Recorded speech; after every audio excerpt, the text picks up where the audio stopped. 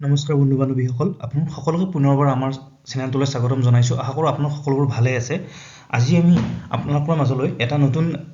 Recruitment vacancy লৈ আহিছোঁ। শেহতীয়াকৈ ভাৰতীয় ৰেলৱেৰ ফালৰ পৰা গ্ৰুপ ডিৰ ছুটি জাননী এখন মুকলি কৰা হৈছে, য'ত আপোনাৰ গ্ৰুপ ডি পোষ্টৰ প্ৰায় 20,000ৰো অধিক পোষ্টৰ ভেকেঞ্চি ওলাইছে। ইয়াতে মই যিখন স্ক্ৰীণত নটিফিকেশ্যন লগাই থৈ দিছোঁ, সেইখনেই আপোনাৰ সেই ছুটি নটিফিকেশ্যন, য'ত আপোনাৰ টেণ্টেটিভ ডেট কিমান তাৰিখৰ পৰা এপ্লাই কৰা হ'ব, কিমান তাৰিখলৈ কৰিব, লগতে আপোনাৰ ইনিচিয়েল পে' কিমান হ'ব, এজটো কিমান হ'ব, টোটেল পোষ্ট কিমান হ'ব, এই গোটেইখিনি ডিটেইলছ দিয়া আছে। এইখিনিতে মই আপোনালোকক কৈ থৈ দিওঁ যে আমাৰ যিখিনি নৰ্থ ইষ্টাৰ্ণ ষ্টেট আছে, সেইখিনি আমি নৰ্থ ইষ্টাৰ্ণ ফ্ৰণ্টিয়াৰ ৰেলৱেৰ আণ্ডাৰত হয়, আৰু গুৱাহাটী যিটো ৰেলৱে ৰিক্ৰুটমেণ্ট বৰ্ড হয় গুৱাহাটী, তেওঁলোকে এই যিখিনি নৰ্থ ইষ্টাৰ্ণ ষ্টেটৰ যিখিনি ৰেলৱে ৰিক্ৰুটমেণ্ট হয় গোটেইখিনি কণ্ডাক্ট তেওঁলোকে কৰে। চ' এইবাৰো আমাৰ গুৱাহাটী জোনত কিমানখিনি পদ থাকিব পাৰে বা টেণ্টেটিভ কিমানখিনি হয়, যোৱা বছৰ কিমানখিনি আছিলে, কাট অফ কিমান গৈছিলে, এই সকলোখিনি আমি এই ভিডিঅ'টোত ডিছকাছ কৰিম। আৰু আপোনালোক কেনেকৈ আবেদন কৰিব সেইখিনিও এই ভিডিঅ'ত ডিছকাছ কৰিম, গতিকে আপোনালোকে ভিডিঅ'টো শেষলৈকে চাব। যিহেতু আমাৰ ডিটেইলছ যিটো চেণ্ট্ৰেলাইজ এমপ্লয়মেণ্ট নটিফিকেশ্যন, এইটো এতিয়ালৈ ওলোৱা নাই। এইটো যেতিয়া আপোনাৰ ওলাব বুলি দিছে, আপোনাৰ 21ৰ পৰা অনলাইন এপ্লিকেশ্যন হ'ব, গতিকে হয়তো 21 জানুৱাৰীত আপোনাৰ এই বস্তুখিনি ওলাব। তেতিয়া হয়তো সম্পূৰ্ণকৈ আমি গম পাম যে RRB গুৱাহাটীত কিমানটা পোষ্ট থাকিব বা পোষ্টখিনি কেনেকুৱা ধৰণৰ, কোনটো বিভাগত থাকিব কিমানখিনি। চ' গোটেইখিনি ডিটেইলছ আমি তেতিয়া গম পাম। এতিয়া আমি এই যিটো ছুটি নটিফিকেশ্যন, এইটোৰ আপোনাৰ ভিত্তি কৰি মই এই ভিডিঅ'টো বনাইছোঁ। সম্পূৰ্ণ বিজ্ঞাপনটো ওলালে মই আকৌ এটা ভিডিঅ' দিম, যিটোত আপোনাৰ গোটেইখিনি ডিটেইলছ থাকিব। লগতে মই আপোনালোকক এইটোও জনাব বিচাৰোঁ যে যিহেতু এই যিটো ৰিক্ৰুটমেণ্ট গ্ৰুপ ডি পোষ্টৰ, এইটো বহুত বেছি প্ৰচেছটো টাফ নহয়। গতিকে যিখিনি আমাৰ RRB গুৱাহাটীত পোষ্ট আছে, সেইখিনি আমাৰ অসমৰ ল'ৰা ছোৱালীখিনি পোৱাটো মই পাৰ্চনেলি বিচাৰোঁ। গতিকে আপোনালোকে এপ্লাই কৰক। এটলিষ্ট যিখিনি আমাৰ কাৰণে ৰিজাৰ্ভেশ্যন পোষ্ট আছে, সেইখিনিত আমি পাবলৈ চেষ্টা কৰিব পাৰোঁ। এতিয়া আমি গ্ৰুপ ডি ৰিক্ৰুটমেণ্ট প্ৰচেছটো কেনেকুৱা আছিলে তাৰ বিষয়ে আমি আলোচনা কৰিবলৈ গৈ আছোঁ। যিহেতু এইবাৰৰ প্ৰস্তুতি চলাওঁতে যোৱাবাৰৰ পৰিসংখ্যা জনাটো অতি প্ৰয়োজনীয়, সেয়েহে মই যোৱা বছৰৰ ডিটেইলছখিনি আপোনালোকৰ ওচৰলৈ লৈ আহিছোঁ, সেইখিনিও আমি এতিয়া চাব গৈ আছোঁ।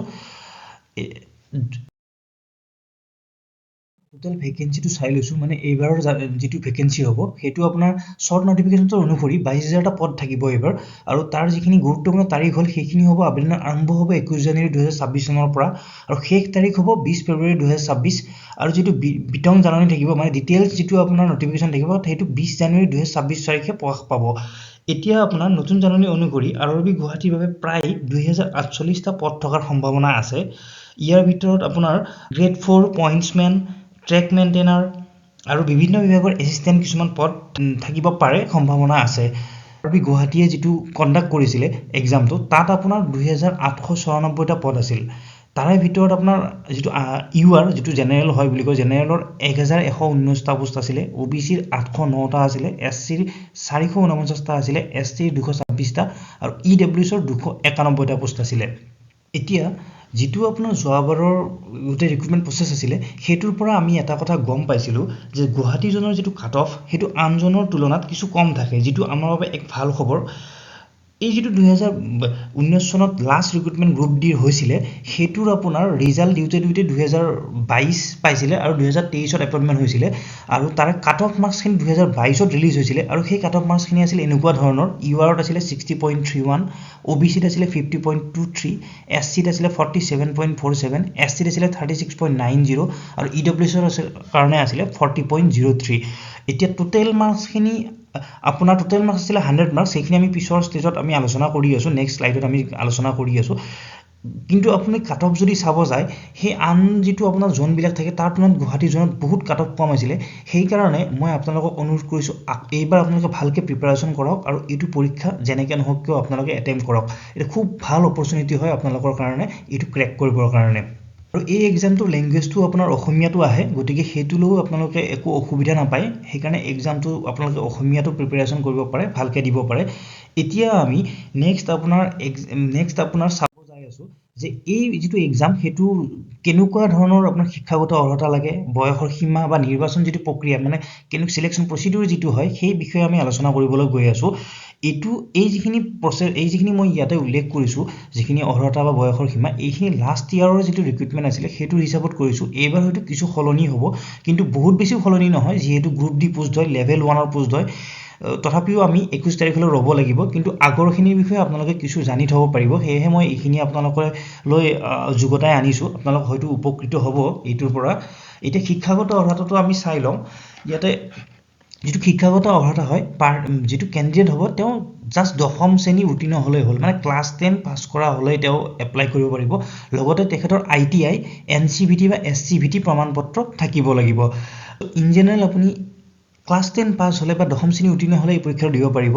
তাৰ লগত আৰু এটা ক্ৰাইটেৰিয়া লগাই থৈছে বা ITI যদি আপুনি পাছ কৰে যিটো NCVT বুলি কয় যিটো national council for vocational training বা state council for vocational training হেনেকুৱা প্ৰমাণপত্ৰ থাকিলেও আপুনি দিব পাৰিব মুঠতে যিটো ITI টো সেইটো কিছু টেকনিক্যাল পোষ্টৰ কাৰণে হয় কিছু বিভাগত আপোনাৰ টেকনিক্যাল কোৱালিফিকেশ্যন লাগে যাৰ কাৰণে ITI লাগে ইন জেনেৰেল আপুনি 10ম শ্ৰেণী উত্তীৰ্ণ হ'লে আপুনি এই পৰীক্ষাটো দিব পাৰিব এতিয়া বয়সৰ সীমাটো এটা খুব ভাল আপোনাৰ অপচন থাকে 18 পৰা 33 বছৰৰ ভিতৰত আপুনি জেনেৰেলি দিব পাৰে আৰু যিখিনি নিয়ম থাকে সেইখিনি আপোনাৰ এইটো মই ভুলতে অসম চৰকাৰ লিখা গৈছে ইয়াতে যিটো আপোনাৰ SC ST OBC কাৰণে যিখিনি এজ ৰিলেক্সেশ্যন পায় বয়সৰ যিটো আপোনাৰ ৰিলেক্সেশ্যন পায় সেইটো ইন জেনেৰেল পাব আৰু নিৰ্বাচন প্ৰক্ৰিয়া যিটো সিলেকশ্যন প্ৰচিডিউৰ হয় সেইটো তিনিটা ষ্টেজত হয় প্ৰথম কম্পিউটাৰ বেছ টেষ্ট হয় যাত 100 নম্বৰৰ পৰীক্ষা হয় আৰু সময় 90 মিনিট থাকে তাৰ পাছত আপোনাৰ ফিজিক্যাল এফিচিয়েন্সি টেষ্ট থাকে শাৰীৰিক সক্ষমতাৰ পৰীক্ষা এটা হয় আৰু ডকুমেন্ট ভেৰিফিকেশ্যন আৰু মেডিকেল এক্সামিনেশ্যন লাষ্ট ষ্টেজত হয় সো এই তিনিটা ষ্টেজত আপোনাৰ ৰিক্ৰুটমেন্টটো হয় আৰু ইয়াতে মই আপোনালোকক স্যালাৰিটোৰ কথা কৈ দিছো যেহেতু আপোনাৰ ইয়াত যেটো শৰ্ট নোটিফিকেশন আছিল তাতে আপোনাৰ স্যালাৰি 18000 দিয়া আছে এলাউন্স লগ লাগি আপোনাৰ ধৰক আপুনি 30000 33000 ৰ ভিতৰত আপুনি